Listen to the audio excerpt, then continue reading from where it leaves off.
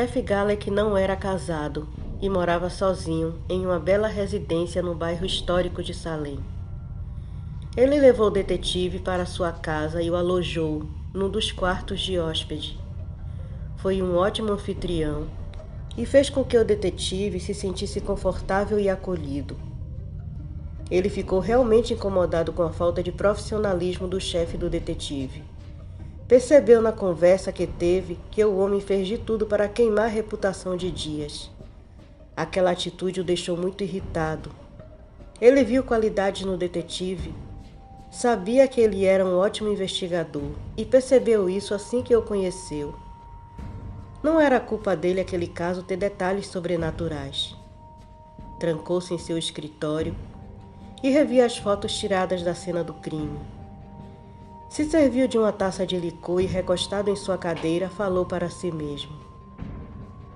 Nathanael Manrique, sempre desconfiei dessa sua bondade toda, mas um vampiro, eu realmente não esperava por isso.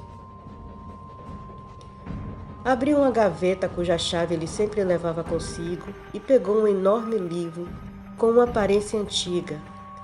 Abriu em uma página em branco e, dando um pequeno corte em seu dedo, escreveu com o próprio sangue o nome: Nathanael Manrique. Logo as informações sobre o portador do nome surgiram magicamente no livro.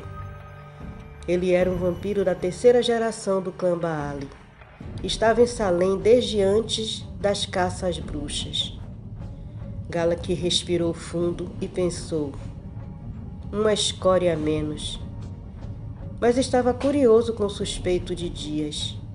E, acessando o caso, ele viu o nome do suspeito: um psicopata sádico chamado Cláudio Magnólio.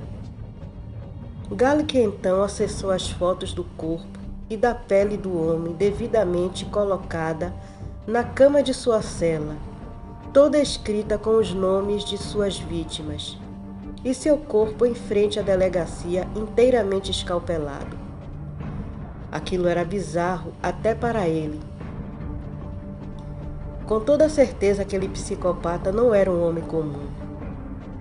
Ele virou a página do livro e, com o próprio sangue, escreveu o nome de Cláudio Magnólio e falou para si mesmo: vamos ver quem você é realmente.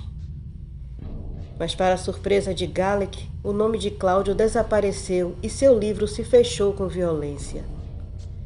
Galek sentiu um frio percorrer sua espinha ao perceber que o suspeito do detetive Dias era um livro de sangue. Cláudio chegou a New Orleans pela manhã. Era uma cidade fascinante.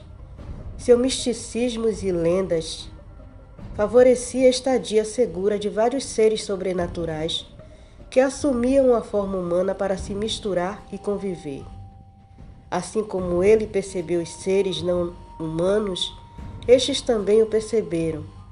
Alguns demonstraram hostilidade no olhar, enquanto outros indiferença. Cláudio não se importou. Não estava ali por eles. Seu alvo era um não natural, que saiu da linha e colocava o anonimato deles em risco, além de marginalizar ainda mais sua espécie. Sua excentricidade o levou a caçar pessoas, se alimentar delas e empalhar as vítimas, as deixando depois em lugares públicos, sempre segurando uma placa de ataque ao sistema. Esse vampiro era um Brujah. Coisas desse tipo já era esperado deles, mas este havia enlouquecido e exagerado em sua excentricidade. Havia uma quantidade considerável de vítimas. Começou com os desaparecimentos. Pessoas sumiram sem deixar pistas. Vários cartazes de desaparecidos estavam espalhados pela cidade. Depois de um tempo, os corpos começaram a aparecer, empalhados em várias partes da cidade, sempre com uma placa de protesto. Não foi difícil identificar quem estava fazendo isso, mas também não se podia dizer que havia sido um Brujah. Houve um outro psicopata que fazia isso com suas vítimas. Não seria tão fácil assim pegá-lo. Os produtos usados para empalhar as vítimas praticamente tornavam impossível sentir o cheiro de um vampiro. Mas Cláudio tinha seus meios e usaria o mais simples deles, a observação. Estava numa estrada não muito movimentada da cidade. Ele revia as reportagens dos desaparecimentos, marcava onde havia começado e tentava estabelecer um perímetro. Estava absorto em suas pesquisas quando uma Land branca parou atrás de sua moto e um homem saiu do carro. Cláudio sentiu uma leve tensão na nuca ao vê-lo pelo retrovisor da moto. Não esperava aquilo. Ele reconheceu o homem e sabia que não adiantava dar desculpas. Então esperou ele se aproximar e fazer sua abordagem. O policial alto, loiro, com um óculos escuro, parou atrás da moto e observou a placa. Depois seguiu até o motorista e disse: Cláudio Magnólio, por que não estou surpreso? Bom te ver também, detetive Michael Hyde. Pensei que estivesse em Miami. Michael tirou os óculos e observou melhor o homem à sua frente. E notou não uma, mas várias diferenças nele. Você está diferente, Magnólio. O que andou aprontando? É uma longa história, detetive. Delegado. E para sua sorte eu estou com tempo. Cláudio percebeu que não tinha escolha a não ser seguir o delegado Hyde. Ele já tinha ouvido falar da família Hyde, sabia da índole deles, sabia que eram draugas, mas como ele, Michael estava diferente. Havia algo em seu olhar, e isso aguçou sua curiosidade. Seguiu o delegado até um café que não estava muito cheio, mas ele percebeu que os clientes não eram comuns. Ele sorriu e seguiu o delegado até uma mesa bem ao fundo. Após se sentarem, Michael pediu um café. A garçonete logo veio servi-los. Mas o que saiu da cafeteira não era bem café. Magnólio observou aquilo e erguendo a xícara, questionou: Isso é permitido, delegado? Michael olhou para ele e, sorvendo um pequeno gole de sua xícara, respondeu: Este estabelecimento é neutro, caçador.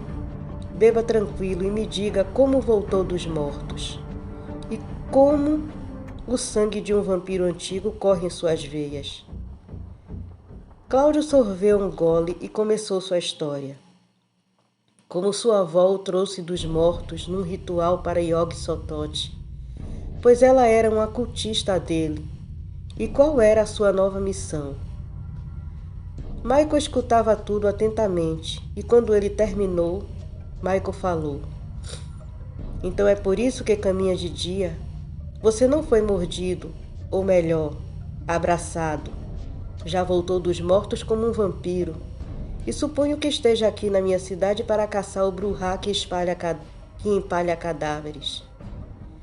Então sabe dele? Por que não fez nada? Sou um investigador como você, Magnólio, e preciso de provas para prender alguém. Cláudio o encarou por alguns segundos e perguntou: Faremos isso juntos ou vai me deixar fazer meu trabalho sozinho? Juntos, se você não se importar. E se eu me importar? Ainda assim faremos juntos, mas prometo que não vou interferir em seu jeito de trabalhar. Michael falou terminando sua xícara e, olhando para Cláudio, perguntou: Então sua avó é uma necromante e vampira? Não, delegado Hyde, apenas necromante. Os Ravenos permitem que ela viva entre eles por conta dela ser uma cultista poderosa e uma necromante. Quando Cláudio terminou de beber o que tinha na xícara, Michael pagou a conta e saíram. Michael então disse: Vamos, Me siga.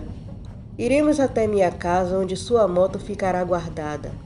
Depois iremos para onde você quiser.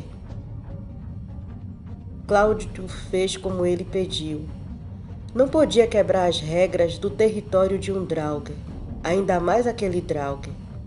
Sentiu o que ele era e o poder que tinha, apesar de não saber nada sobre a conduta dele, que se mostrara amigável até o presente momento. Esperava que ele fosse como o pai e não teriam problemas. Seguiria as regras dele, desde que não interferisse na punição do Brujah.